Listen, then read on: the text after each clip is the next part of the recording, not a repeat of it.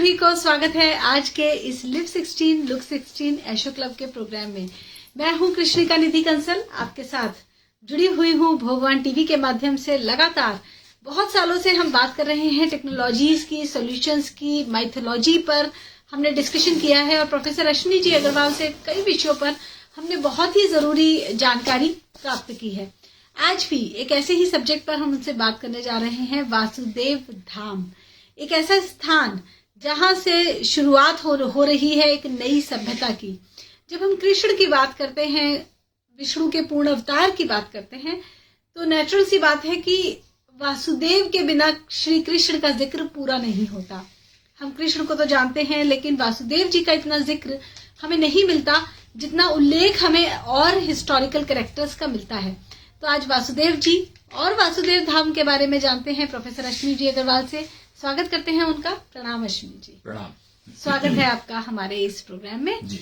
अश्विनी जी, आप वासुदेव धाम के केयरटेकर हैं जी। और वासुदेव धाम के माध्यम से आप एक नई सभ्यता का प्रसार कर रहे हैं, ऐसा मैंने सुना है। जी। तो क्या आप इसके बारे में कुछ बताएंगे कि वासुदेव का नाम ही आपने क्यों यूज किया? जी, मैं वासुदेव धाम का केयरटेकर हूँ। दिल्ली में ये वासुदेव धाम मैंने एक छोटी सी जगह पे बना रखा है। समझो, जो दिल्ली की पुरानी आईटी मार्केट नेहरू प्लेस, वहाँ पर एक छोटा सा फ्लैट किसी ने मुझे दे रखा है कि यहाँ पे चाहे तो कुछ एक्टिविटी कर सकते हैं। वहाँ पर मैंने उग्रसेनपुरी डिफाइन की थी कुछ टाइम पहले, शायद 5-6-7 साल हो गए होंगे इस बात को। तो उग्रसेनपुरी मैंने बनाई थी। तो मुझे लोगों ने कहा कि ये उग्रसेनपुरी क्यों बनाई आपने? तो मुझे लगा कि कमाल है, आपको उग्रसेन के बारे में पता नहीं है कुछ भी। तो इवन जो वैश्य कम्युनिटी में आप ये समझो कि वणिक समाज है, अग्रवाल समाज जिसको कहा जाता है, जिनको कहा जाता है, अग्रोहा में अग्रोहा धाम बना हुआ है। तो उन्हीं की लाइनेज में महाराजा अग्रसेन के बाद मे बी अबाउट 500-700 साल बाद कुछ तो है, गैप है का, अच्छा गैप है, क्योंकि महाराजा अग्रसेन का पीरियड जो है 6000 साल पहले का बताया जाता है। और महाराजा अग्रसेन और सांदीपनी गुरु समकालीन है, ये पक्की बात है। अब वो टाइम क्या होगा, 5000-6000, मैं उसमें जान नहीं रहा हूं, पर ये समकालीन है, ये पक्की बात है। और अगर ये पक्की बात है तो महाराजा अग्रसेन ने गुणतंत्र व्यवस्था की स्थापना की थी और सांदीपनी आश्रम में सांदीपनी गुरु ने गुणतंत्र व्यवस्था को समझाने के लिए आश्रम की शुरुआत की थी। शिक्षा प्रणाली, गुणतंत्र को बताने के लिए वो शिक्षा प्रणाली शुरू की थी वहां पर। और आश्रम, सांदीपनी आश्रम कहा जाता है उसको। और उन्होंने रखा था कि आश्रम यानी आओ और श्रम करना सीखो। आधार, गुणतंत्र प्रणाली का जो आधार था वो ये था कि आओ और श्रम करना सीखो। श्रम सबको करना पड़ेगा, बिना श्रम किए कोई काम हो नहीं सकता, लेकिन दिशा युक्त श्रम करना है। दिशाहीन श्रम करोगे तो वो बेकार हो जाएगा, नुकसान देगा। अश्विनी जी, आप गणतंत्र व्यवस्था के बारे में बात कर रहे हैं। हम गणतंत्र व्यवस्था, डेमोक्रेसी को समझते हैं, वो वहीं पर गड़बड़ हुई ना। वही संदीपनी आश्रम में जो संदीपनी गुरु ने जो व्यवस्था सिखाने का जो कार्यक्रम शुरू किया था, वो कहीं पर बिगड़ गया। संदीपनी गुरु ने गुणतंत्र व्यवस्था को सिखाने के लिए आश्रम शुरू किया था और उसका आधार ही था कि आओ और श्रम करना सीखो। होलिस्टिक डेवलपमेंट अगर आपको चाहिए तो आपको उसी व्यवस्था पर वापस जाना ही पड़ेगा, कोई हल नहीं है आपके पास। क्यों? क्योंकि अब जिसको दिमाग बहुत अच्छा है और वो श्रम करना नहीं जानता है तो वो बेकार है। और अगर दिमाग नहीं है और श्रम करना खाली जानता है तो वो दिशाहीन श्रम करेगा, जो कि नुकसान ही देगा, फायदा देगा नहीं।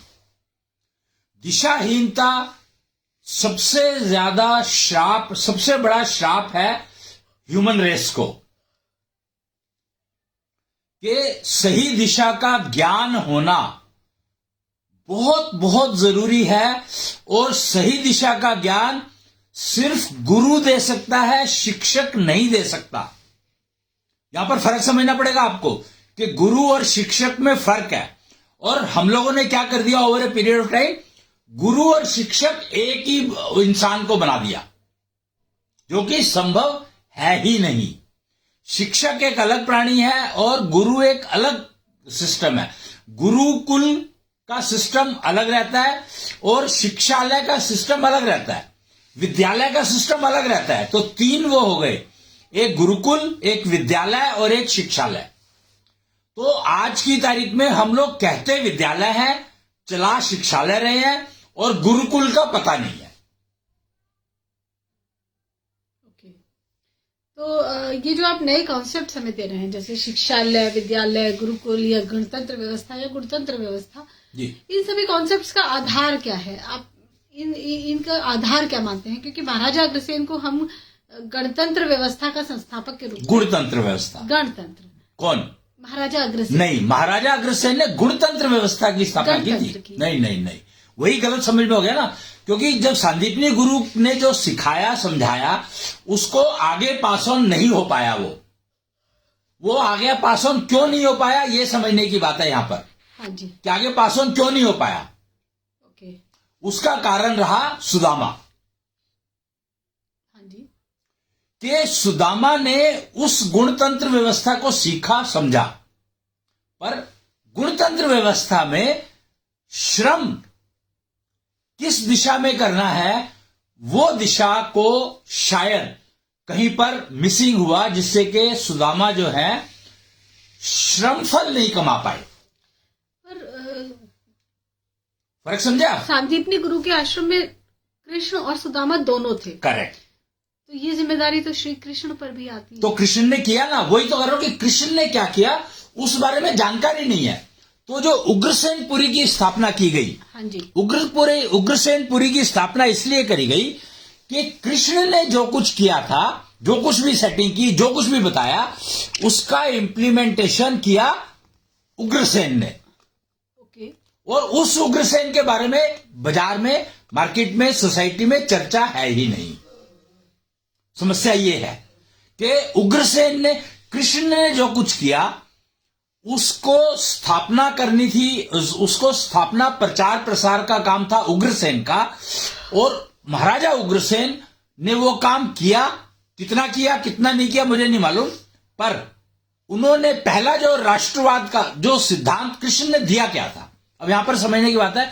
हमने वासुदेव धाम की स्थापना की पहले, तो वासुदेव ने किया क्या था? क्या खाली कृष्ण को पैदा किया? हाँ, नहीं। तो यहां पर यही समझने की बात है कि वासुदेव ने समाजवाद की स्थापना की थी।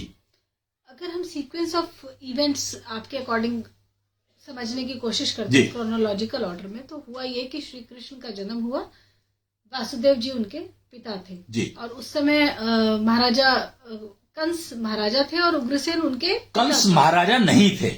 यही एक समस्या है कि कंस महाराजा नहीं थे, युवराज थे, पर वो इतने स्ट्रांग थे कि उनके आगे वो किसी की सुनते नहीं थे। क्योंकि उनको लगता था कि महाराजा उग्र, या ये कहो कि जैसे होता है ना कि राम राज्य की बात करते हैं तो दशरथ ने राम जी को युवराज बनाया था, पर राम राजा नहीं बन पाए उस टाइम। तो वो एग्जाम्पल को समझेंगे अगर आप, तो आपको समझ में आएगा कि कंस युवराज थे और वो नहीं चाहते थे कि उनको कोई युवराज बनने से, राजा बनने से रोके। तो उन्होंने अपने आप को इतना तैयार कर लिया कि उनके अगेंस्ट में कोई खड़ा नहीं हो सकता था। तो उन्होंने अपनी कैपेबिलिटी को बढ़ाया। इमेजिन, जो आकाशवाणी हुई थी वो कंस को सुनाई दी, पर वो क्या और किसी को सुनाई दी थी कि नहीं दी थी? नहीं। तो यहां पर ही मिस्टेक है, गलती है कि वो आकाशवाणी वासुदेव को भी सुनाई दी थी। आप कैसे कह सकते हैं? पक्की बात है ये, क्योंकि जो एक बात सोचो आपके, जो इंसान अपनी बहन को ससुराल छोड़ने जा रहा हो, वो बिना उसकी अपने बहन के पति की परमिशन के बिना वापस कैसे आ सकता है? उन्होंने परमिशन ही नहीं ली वासुदेव और देवकी की। कंस ने तो ये फैला दिया गया, अरेस्ट किया That's था what I'm क्योंकि saying. आपकी संतान That is what I'm saying. This is what has been spreaded, which is not true. This has been spreaded, not true. आप ये बात देखो ना कि जब बारात आती है तो बारात के साथ कितने लोग आते हैं? बहुत सारे। और जब वापस आती है तो लड़की अकेली जाती है। हाँ, तो फिर तो वापस बिना सारी बारात के अगेंस्ट में वो कैसे ला सकता है कंस? एक रथ पे जा रहे थे जो अरे वही कह रहा हूं ना कि वो फिर वो स्टोरीज बिल्डअप कर दी गई। दूल्हा और दुल्हन एक गाड़ी में है, ड्राइवर ने उन दूल्हा दुल्हन को किडनैप कर लिया, पीछे बारात चल रही है, पीछे बारात चल रही है और उसके साथ तो कोई भी नहीं है, कंस के साथ कोई भी नहीं था। यही तो समझने की बात है कि जब आप आज की शादी देख लो ना, ब्याह देखो आजकल कैसे होते हैं। पूरी बारात जाती है, विवाह होता है और पूरी बारात बहू को लेके आती है वापस। उसमें ससुराल को, लड़के के ससुराल का यानी लड़की के मायके से कोई भी साथ नहीं होता। तो यही नियम है और यही नियम चल रहा था तब भी, कोई नई बात नहीं है। राम जी की जब शादी हुई थी तो उनके साथ कोई मायके से नहीं आया था, अकेली उनकी पत्नी आई थी उनके साथ। तो ये नियम यही नियम है समाज का, यही चल रहा है, अभी भी वही चल रहा है, पहले भी वही चल रहा था। हमने सिर्फ उसको समझने में गलती करी, गलतियां हुई हैं समझने में, इंप्लीमेंट करने में। महाराजा अग्रसेन ने गुणतंत्र की व्यवस्था की थी, संदीपनी गुरु ने आश्रम की व्यवस्था की थी कि गुणतंत्र को समझो और अपने अंदर गुण विकसित करो। इसलिए उन्होंने आश्रम बनाया कि आओ और श्रम करना सीखो। राजा भी बनना है तो इसका मतलब ये नहीं है कि आप बैठ के खाओगे, श्रम करोगे, श्रम करना ही पड़ेगा आपको। श्रम करके कमाओगे और राजा बने हो तो व्यवस्था देखोगे। ये नहीं कि आप राजा बन गए तो आप पैसे कमाने शुरू कर दोगे, पैसे आप तभी भी आप खेती करके ही कमाओगे। गुणतंत्र व्यवस्था में सबसे इंपॉर्टेंट बात जो समझने वाली थी वो ये थी कि जो राजा है वो सैलरी नहीं लेता था, पैसे नहीं लेता था, टैक्स नहीं चार्ज करता था। हाँ जी, तो राजा का खर्चा कैसे चलता था? राजा अपना काम करता था, सिर्फ राजा का जो काम है व्यवस्था को मेंटेन करने के लिए, उसके लिए ज्यादा से ज्यादा 1 घंटा। डिफेंस का खर्चा कहां से निकला? कौन सी डिफेंस में सारे के सारे सैनिक हुआ करते थे। ईच फेजेंट वो क्या कहते हैं, किसान, हर किसान एक योद्धा हुआ करता था। जब जरूरत हुई तो वो सैनिक बन गए। आप वेस्टर्न हिस्ट्री उठा करके देख लो, हर किसान सैनिक बना, जब भी जरूरत हुई हर किसान सैनिक बना। और यही नियम था पहले कि हर किसान सैनिक ही होता है, हर मजदूर सैनिक होता है और राजा भी ऐसे ही एक मजदूर होता है। आश्रम की व्यवस्था को समझो। आश्रम की व्यवस्था यही थी कि जब जरूरत होगी आप सैनिक बन जाओगे, नहीं तो अपनी जो रोज की कमाई है वो आप काम करके कमाओगे। और यही व्यवस्था कहीं कैसे गायब हो गई और गणतंत्र में बदल गई। गुणतंत्र व्यवस्था जो कि इतनी कामयाब थी वो गणतंत्र में कब बदल गई पता ही नहीं लगा। और उस गणतंत्र की व्यवस्था को ही ठीक करने के चक्कर में कृष्ण आए और उन्होंने राष्ट्रवाद, कृष्ण के पिता वासुदेव ने समाजवाद का नियम ज्ञान निर्माण किया। समाजवाद की जो नींव रखी थी वो वासुदेव ने रखी थी और उस नींव में एक प्रॉब्लम थी। जो समाजवाद की, वासुदेव का नाम क्यों ज्यादा पॉपुलर नहीं है, कृष्ण का नाम ज्यादा पॉपुलर है, इस कारण को समझो। इसका कारण यही है कि वासुदेव ने जिस समाजवाद की रचना की थी उसमें वो मानकर चलते थे कि अपराध नाम की चीज है नहीं कोई। अपराध 0 है, 0 है। तो वो वासुदेव ने उस समाजवाद की रचना की कि मेरे द्वारा किसी भी समाज के प्राणी का नुकसान ना हो। उस समाजवाद की जो वो था, आधार था, वो था कि मेरे द्वारा समाज के किसी भी प्राणी को नुकसान ना हो। यहां पर समाज का मतलब ये नहीं है कि मेरे कुटुंब की बात कर रहा हूं मैं, या मेरे परिवार की बात कर रहा हूं। समाज का मतलब है जिस सोसाइटी में मैं रहता हूं, मेरे द्वारा किसी को नुकसान ना हो। तो उसके लिए तो फिर आपको न्याय व्यवस्था की जरूरत है ही नहीं। अगर अपराध ही नहीं है तो न्याय व्यवस्था किस लिए चाहिए नहीं। तो उन्होंने न्याय व्यवस्था का प्रोविजन नहीं किया था वासुदेव ने।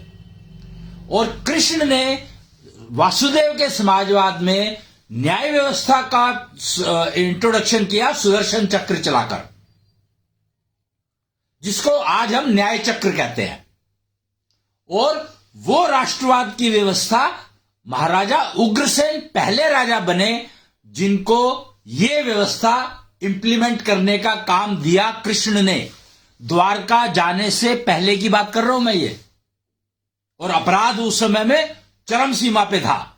जरासंध स्त्रियों का मतलब कोई हिसाब किताब था ही नहीं। बेचारियों को इतना ज्यादा उन्होंने वो करप्शन फैली हुई थी, महिलाओं को इतना टॉर्चर किया जा रहा था कि कोई गिनती नहीं थी।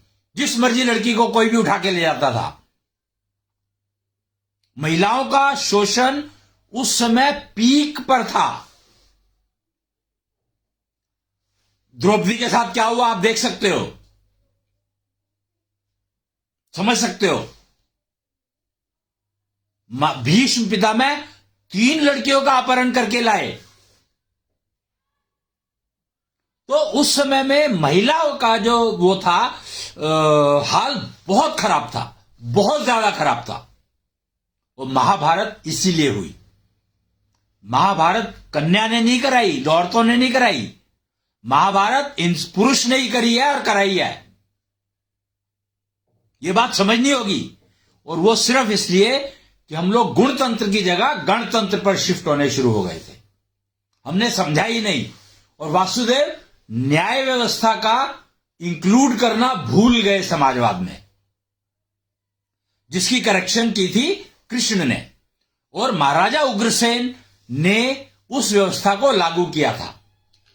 जी जो आप बता रहे हैं वो अपने आप में बहुत रेलेवेंट मुझे लग रहा है। आज के कॉन्टेक्स्ट में लग रहा है कि हाँ, यही कुछ कॉन्सेप्ट्स हमारे मिसिंग हो गए कि गीता ज्ञान होने के बावजूद, इतनी रिच कल्चर होने के बावजूद हम कहते हैं कि भारत पर इतने आक्रमण हुए, भारत को इतना लूटा गया। तो ये लूटना संभव इसलिए हो पाया because we miss out something. Absolutely हमने कुछ मिस कर दिया और इसी वजह से हमारी कमियां आ गई हमारे सिस्टम में।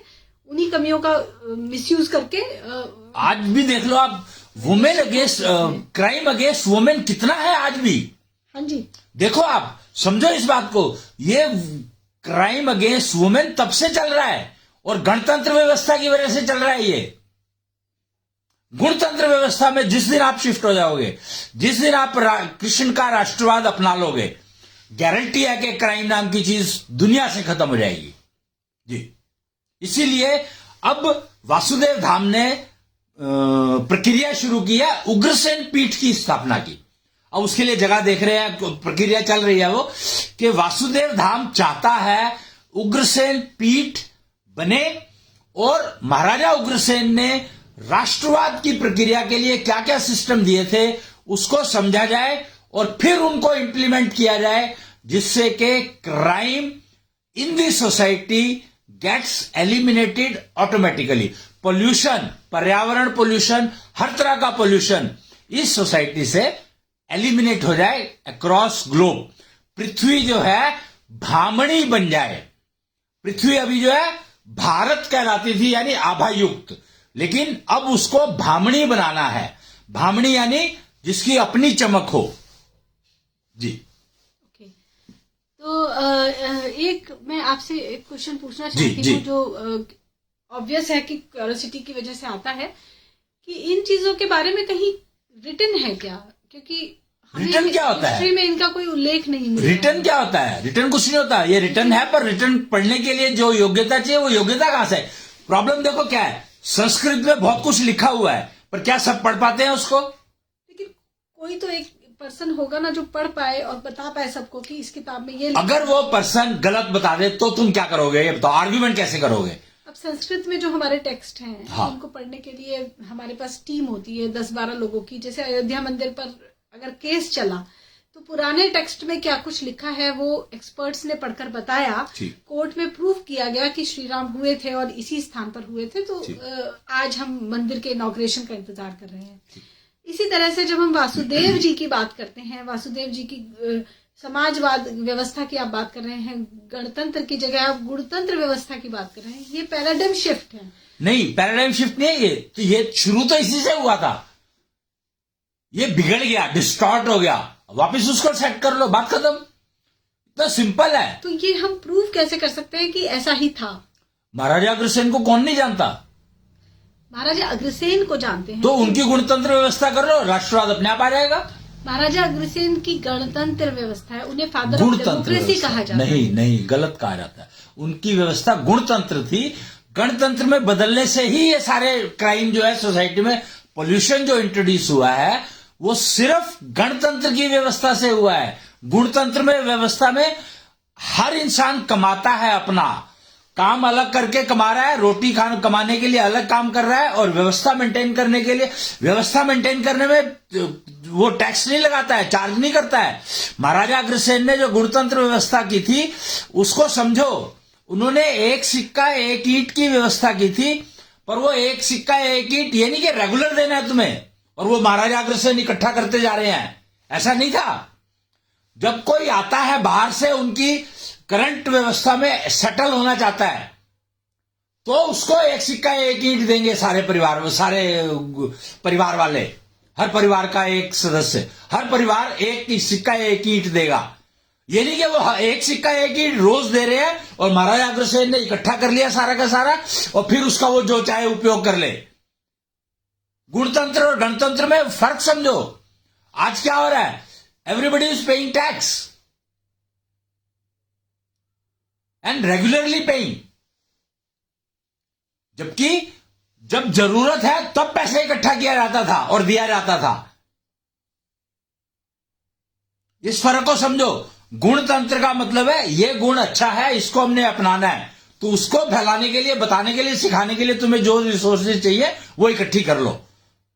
और जो गुण है तुम्हारे अंदर ऑलरेडी है, तो तुम वही गुण दूसरे से क्यों लोगे? और गणतंत्र में तुमने गिनती बढ़ानी है तो पॉपुलेशन बढ़ानी शुरू कर दी। गणतंत्र is all about majority wins. That's the key. That गुणतंत्र और गणतंत्र में फर्क तो समझो। आज की तारीख में क्या हो रहा है? गणतंत्र की वजह से सारा सिस्टम पिछले 60, 70, 100 साल से गणतंत्र के नाम पर, और ये पिछले 5 साल से 10 साल से 100 साल से नहीं है, महाराजा उग्रसेन के जाने के बाद से। क्योंकि महाराजा उग्रसेन ने जब राष्ट्रवाद की प्रक्रिया को इंप्लीमेंट करना शुरू किया, उनकी उम्र काफी हो गई थी उस समय में। अच्छा। और कंस जो उनका राजा टेक ओवर करते वो मारा गया था। बात को समझो। इसलिए वो उन्होंने अपने उस टाइम पे तो एस्टेब्लिश कर ली, पर धीरे धीरे वो फिर डिटीरियरेट हो गई, क्योंकि क्राइम जो है वो एलिमिनेट नहीं हुआ था। अभी कृष्ण छोड़ करके चले गए थे पृथ्वी को द्वारका में, तो इसलिए महाराजा उग्रसेन के फॉलोअर, आगे चलने वाले जो वंशज जो थे, उनका कुछ पता नहीं है, उसके बारे में कहीं पर चर्चा नहीं है। और आई एम श्योर अगर देखना चाहेंगे, डॉक्यूमेंटेशन ढूंढना चाहेंगे, अगर महाभारत रामायण काल का मिल गया है तो ये भी मिल जाएगा। ढूंढने की बात है। ओके। जी। तो गणतंत्र व्यवस्था ही हमें एक सॉल्यूशन की तरह मिलती है, जो आज जितने भी क्राइम या हम pollution, all kind of pollution, या क्राइम अगेंस्ट वुमेन है, ये जितनी भी चीटिंग है, ये सभी तरह की समस्याओं का जो हमें सॉल्यूशन मिलता है वो गणतंत्र व्यवस्था में मिलता है। तो मेरा आपसे अगला प्रश्न ये है कि वासुदेव धाम क्या है? वासुदेव ने समाजवाद व्यवस्था रखी थी, मतलब वो वही सिस्टम जो जैसे रामायण को उसके लिए रामायण काल के जो साक्ष्य ढूंढ करके खोज करके दिए गए, अदालत में केस चला, तो ऐसे ही हम लोगों ने वासुदेव पर रिसर्च करने की शुरू की थी, तो वासुदेव धाम की स्थापना की थी। अग्रोहा धाम से हमें ये प्रेरणा मिली थी एक्चुअली। अग्रोहा धाम है हिसार में, हिसार से आगे, तो वहां पर हम गए थे जब, तो वहां से हमें प्रेरणा मिली कि महाराजा उग्रसेन के बारे में खोज होनी चाहिए। तो महाराजा उग्रसेन के बारे में खोज करते हुए हम वासुदेव के समाजवाद पर चले गए थे, पहुंच गए थे। जी, तो वासुदेव जी के समाजवाद को इम्प्लीमेंट करने के लिए वासुदेव धाम की स्थापना की गई है क्या? हम नहीं, बताने के लिए, डिस्कशन, ये यूनिवर्सिटी की तरह से है एक किस्म से, आप ये समझ लो कि ये कम से कम टॉपिक बाजार में आए तो सही, डिस्कशन तो हो इस पे कि ये ठीक भी है कि नहीं है, ये ठीक था कि नहीं था, और फिर अगर ठीक लगता है उसमें से जो जो ठीक लगता है उसको पिकअप करके हम लोग यूज करें अपनी लाइफ में। ओके जी, तो हम बात कर रहे हैं वासुदेव धाम की, जो कि बात कर रहा है समाजवाद के बारे में। उग्रसेन पीठ की स्थापना की बात चल रही है अब, कि अब हम उस स्टेज पर पहुंच गए हैं कि हमें समझ में आ गया है कि उग्रसेन पीठ की स्थापना अगर होती है जहां पर इन टॉपिक्स के ऊपर डिस्कशंस, डिबेट्स और जो भी वो बहस के विषय होते हैं, डिस्कशन के विषय होते हैं, वो किए जाए, विवेचना की जाए। ओके जी, तो एक स्थान है दिल्ली में उग्रसेन की बावड़ी, वहां वो एक्चुअली उसमें भी एक इश्यू है। अब वो पता नहीं वो उग्रसेन की बावड़ी है या अग्रसेन की बावड़ी है। अगर अग्रसेन की बावड़ी होती तो वहां अग्रसेन लिखा होता, लेकिन वहां अग्र नहीं उग्र लिखा है। तो ये कंफ्यूजन क्यों हुआ कि अग्रसेन और उग्रसेन में नाम बोलने का फर्क है? क्योंकि अग्रवाल धाम में जब हम गए तो हमें यह पता लगा कि लोग उग्रसेन कहते थे, अग्रसेन किया हमने, और लोग अग्रसेन कहते थे तो हमें पता ही नहीं कि हम अग्रसेन की बात कर रहे हैं, अग्रसेन की बात कर रहे हैं। तो अग्रसेन और उग्रसेन में जो फर्क है वो समझना होगा, एक ही नहीं है दोनों। कृष्ण के नाना महाराजा उग्रसेन हुए हैं, ये तो हमें हिस्ट्री में आराम से मिलता ही है। और महाराजा अग्रसेन कृष्ण के नाना नहीं थे ना, ये हमें गारंटेड पता ही है, पक्का है। इसमें कोई संशय हमें कहीं भी किसी भी कम्युनिटी में नहीं मिलता है। महाराजा अग्रसेन और महाराजा उग्रसेन जो कि कृष्ण के नाना हुए, ये दो अलग अलग एंटिटी। लेकिन यहाँ पर इश्यू जो मेन बात समझने वाली है वो ये है कि महाराजा अग्रसेन के डिसेंडेंट ही है उग्रसेन, मतलब दोनों कनेक्टेड है आपस में, दो अलग अलग एंटिटी है बट दोनों कनेक्टेड है, लाइनेज एक ही है। ओके, फर्क समझे ना आप? नहीं, महाराजा उग्रसेन तो शायद यदुवंशी रहे। नहीं, यदुवंशी कैसे रहेंगे? कृष्ण तो यदुवंशी थे। नहीं ना, यदुवंशी कैसे थे कृष्ण? कृष्ण यदुवंश में पले थे, यही तो फर्क समझना आपको कि कृष्ण यदुवंश में पले थे, पैदा नहीं हुए थे। ओके, पैदा हुए थे वो वासुदेव वंश में, ये समझना पड़ेगा। और महाराजा उग्रसेन जो है वो अग्रसेन की लाइनेज में थे, ये आपको समझना ही पड़ेगा हर हाल में। तो आपकी समझ में महाराजा अग्रसेन पहले हुए या महाराजा उग्रसेन? महाराजा उग्रसेन तो बहुत बाद में हुए हैं, 500-700 साल बाद, तभी तो ये गायब हो गया सारा का सारा, उनका किया हुआ जो भी काम है वो सारा का सारा गायब है, और महाराजा अग्रसेन के काम को गाया जाता है। तो महाराजा अग्रसेन पहले हुए? महाराजा अग्रसेन 6000 साल पहले, अगर मैं अपने हम समय चक्र के गणित के हिसाब से चलते हैं तो महाराजा अग्रसेन 6000 साल पहले हुए थे, और उग्रसेन जो है वो हुए थे 5200-5300 साल पहले। ओके जी, संदीपनी गुरु और महाराजा अग्रसेन एक ही काल के हैं, यह भी समझना पड़ेगा आपको। हाँ जी, तकरीबन समकालीन है वो। तो महाराजा जो संदीपनी गुरु की उम्र कितनी होगी आप इससे अंदाजा लगा लो। संदीपनी गुरु महाराजा अग्रसेन के समय? हाँ, क्योंकि जो महाराजा उग्रसेन ने गणतंत्र व्यवस्था रखी थी उसको सिखाने का काम महाराजा संदीपनी गुरु ने शुरू किया था। अच्छा, उसी को सीखने के लिए श्री कृष्ण गए थे। करेक्ट। तो अब आप यहाँ पे आपने बात की शुरुआत में कहा था कि सुदामा नहीं समझ पाए या वो इम्प्लीमेंट नहीं कर पाए, यहाँ आप सुदामा को ब्लेम क्यों कर रहे हैं? नहीं, मैं ब्लेम नहीं कर रहा हूं। सुदामा देखो, कृष्ण ने सिर्फ 3 महीने 64 दिन में सारी शिक्षा प्राप्त कर ली थी। हाँ जी, सुदामा ने नहीं की थी। ये गैप भी आपने कहीं पर भी प्रेजेंट नहीं किया, किसी ने भी नहीं बताई ये बात कि कृष्ण तो सिर्फ 64 दिन में बाहर आ गए थे, ओके, छोड़ करके गुरुकुल, क्योंकि सांदीपनी गुरु ने कह दिया था कि मेरे पास आपको देने के लिए कुछ नहीं बचा। ठीक है। लेकिन सुदामा के साथ ये नहीं था। हाँ जी। तो सुदामा ने कितना समय लगाया वहां पर, इस चीज को देखो और समझो। मतलब सुदामा ज्यादा समय तक संदीपनी आश्रम में थे। बहुत ज्यादा समय तक रहना पड़ा उनको। श्री कृष्ण तो बहुत ही कम दिनों के लिए वहां पर थे। आप ये तो यहां पर जो समझने वाली बात है वो ये है कि संदीपनी गुरु योग्यता अनुसार शिक्षा देते थे। हाँ जी। एक एपिसोड लेकर के हमने सुदामा और कृष्ण का कि वो वहां पर गए थे, लकड़ियां बीनने के लिए गए थे, तो दोनों इकट्ठे गए थे। हाँ। बस इसके अलावा कोई और एपिसोड है क्या? तो सखा थे सुदामा, कृष्ण के बहुत ही प्रिय सखा थे, इसमें तो हमें कोई डाउट नहीं है। सिर्फ 64 दिन, 10 साल में 64 दिन। कौन से 10 साल? जो सुदामा ने जो शिक्षा ग्रहण करी। अच्छा, आपको लगता है कि सुदामा 64 दिन तक थे, वो सॉरी 10 साल तक थे? शिक्षा का टाइम ही इतना है। 10 साल तुम्हारे शिक्षा में लगते हैं कि नहीं लगते? आप देखो आपके शिक्षा में कितना टाइम लगता है। अच्छा, सुदामा का जो निवास स्थान या जो जन्म स्थान बताया जाता है वो पोरबंदर बताया जाता है ही सुदामा, और संदीपनी आश्रम भी वहीं कहीं उज्जैन में ही? नहीं, उज्जैन में है। पोरबंदर उज्जैन में बहुत गैप है, बहुत फर्क है, कोई कनेक्शन नहीं है आपस में। ओके जी।